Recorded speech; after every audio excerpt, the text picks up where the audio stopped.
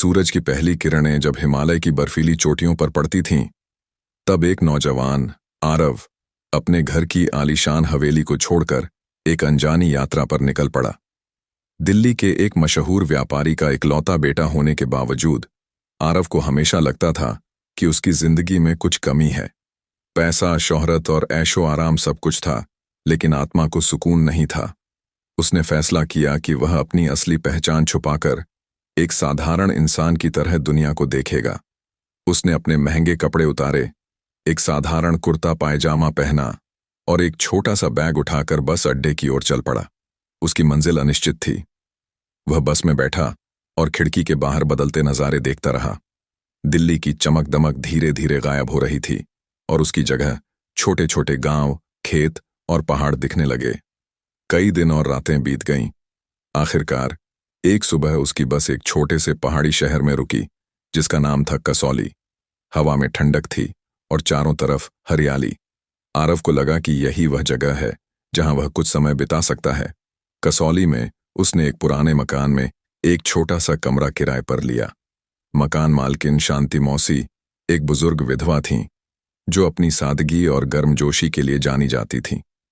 उनका मकान पहाड़ी की ढलान पर था और सामने दूर तक फैले जंगल और पहाड़ दिखते थे। आरव ने अपना परिचय एक साधारण लेखक के रूप में दिया, जो शांति की तलाश में इस छोटे से शहर में आया है। उसने अपना असली नाम भी छुपा लिया और खुद को अर्जुन बताया। पहले कुछ दिन आरव ने कसौली की गलियों में भटकते हुए बिताए। वह सुबह सुबह पहाड़ी रास्तों पर टहलता, स्थानीय बाजार में चाय की दुकान पर बैठता और लोगों की कहानियां सुनता। उसे इस सादगी भरी जिंदगी में एक अजीब सा सुकून मिल रहा था। एक दिन जब वह बाजार में एक किताब की दुकान पर कुछ पुरानी किताबें देख रहा था, उसकी नजर एक लड़की पर पड़ी। वह लड़की साधारण सी सलवार कमीज में थी, लेकिन उसकी आंखों में एक गहरी चमक थी। वह दुकानदार से किसी किताब के बारे में बात कर रही थी और उसकी आवाज में एक अजीब सी मिठास थी। आरव ने खुद को रोका, लेकिन उसका मन बार बार उसी लड़की की ओर खींच रहा था। उसने हिम्मत जुटाकर दुकानदार से पूछा, वो लड़की जो अभी यहां थी, क्या वह अक्सर आती है? दुकानदार ने मुस्कुराते हुए कहा, हाँ, वो काव्या है। पास के स्कूल में पढ़ाती है, किताबों की बहुत शौकीन है, हर हफ्ते आती है। अगले हफ्ते आरव जानबूझकर उसी समय किताब की दुकान पर पहुंचा और जैसा उसने सोचा था, काव्या वहां थी। इस बार उसने हिम्मत करके बात शुरू की। आपको ये किताब पसंद है? उसने एक किताब उठाते हुए पूछा। काव्या ने चौंक कर उसकी ओर देखा, फिर मुस्कुराई। हाँ, ये रस्किन बॉन्ड की कहानियां मुझे बहुत पसंद हैं। आपने पढ़ी हैं? बस यहीं से उनकी बात शुरू हुई।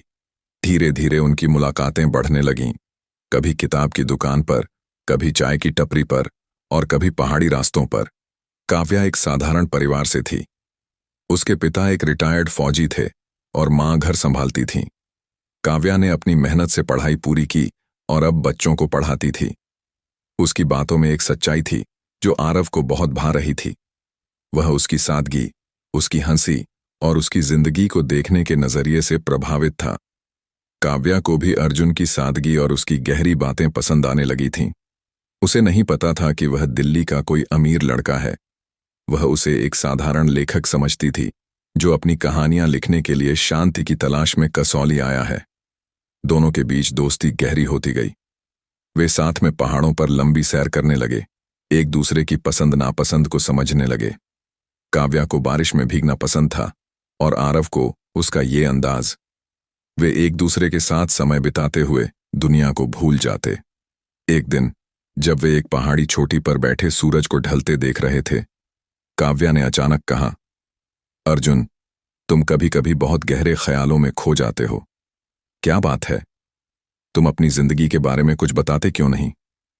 आरव का दिल धक से रह गया। वह काव्या से कुछ छुपाना नहीं चाहता था, लेकिन उसे डर था कि अगर उसने अपनी असली पहचान बता दी तो शायद काव्या उससे दूर चली जाए। उसने बात घुमाते हुए कहा, बस कुछ पुरानी यादें हैं, लेकिन तुम्हारे साथ ये पल इतने खूबसूरत हैं कि मैं सब भूल जाता हूं। समय बीतता गया और उनकी दोस्ती प्यार में बदलने लगी। दोनों ने कभी अपने दिल की बात जुबान पर नहीं लाई, लेकिन उनकी आंखें सब कुछ कह देती थीं। एक बारिश भरी शाम, जब वे एक छोटी सी गुफा में बारिश से बचने के लिए रुके थे, काव्या ने अचानक आरव का हाथ थाम लिया। अर्जुन, मुझे नहीं पता कि ये सही है या गलत, लेकिन मैं तुम्हारे बिना अपनी जिंदगी की कल्पना नहीं कर सकती। आरव का दिल जोर जोर से धड़क रहा था। उसने काव्या की आंखों में देखा और कहा, काव्या, मैं भी तुमसे बहुत प्यार करता हूं। उस दिन के बाद उनका रिश्ता और गहरा हो गया, लेकिन आरव के मन में एक डर हमेशा बना रहता था। वह जानता था कि उसे एक दिन अपनी असली पहचान बतानी होगी। उसे डर था कि काव्या उसकी सच्चाई को स्वीकार कर पाएगी या नहीं। एक दिन जब वे दोनों बाजार में टहल रहे थे, अचानक एक महंगी कार उनके सामने रुकी। उसमें से एक शख्स उतरा, जिसे देखकर आरव का चेहरा पीला पड़ गया। वह उसका पुराना दोस्त विक्रम था, जो दिल्ली से उसे ढूंढते हुए कसौली पहुंच गया था।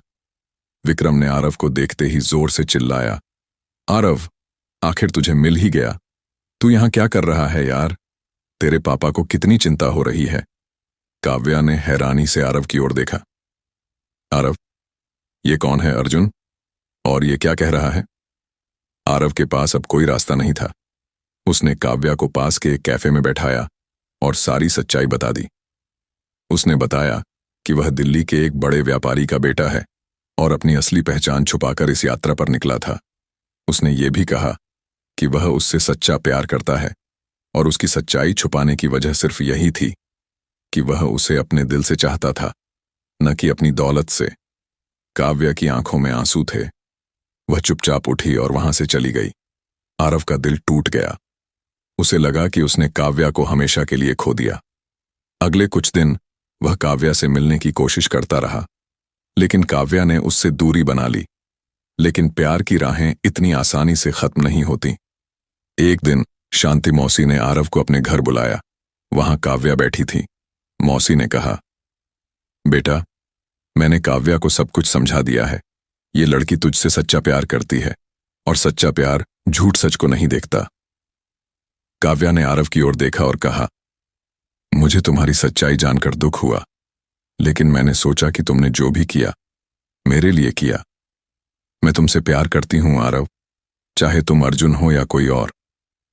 उस दिन के बाद सब कुछ बदल गया। आरव ने काव्या को अपने परिवार से मिलवाया। उसके पिता को पहले तो गुस्सा आया, लेकिन काव्या की सादगी और प्यार ने उनका दिल जीत लिया।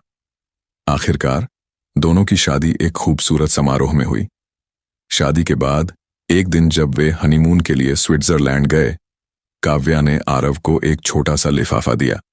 उसमें एक चिट्ठी थी जिसमें लिखा था, मेरे प्यारे आरव, तुमने मुझे सिर्फ अपना प्यार नहीं दिया, बल्कि एक नई जिंदगी दी। मैं तुम्हें बताना चाहती हूं कि हम जल्द ही 3 होने वाले हैं। आरव की आंखें खुशी से भर आईं। उसने काव्या को गले लगाया और कहा, यह मेरी जिंदगी का सबसे खूबसूरत ट्विस्ट है। और इस तरह उनकी प्रेम कहानी एक खूबसूरत मोड़ के साथ मुकम्मल हुई।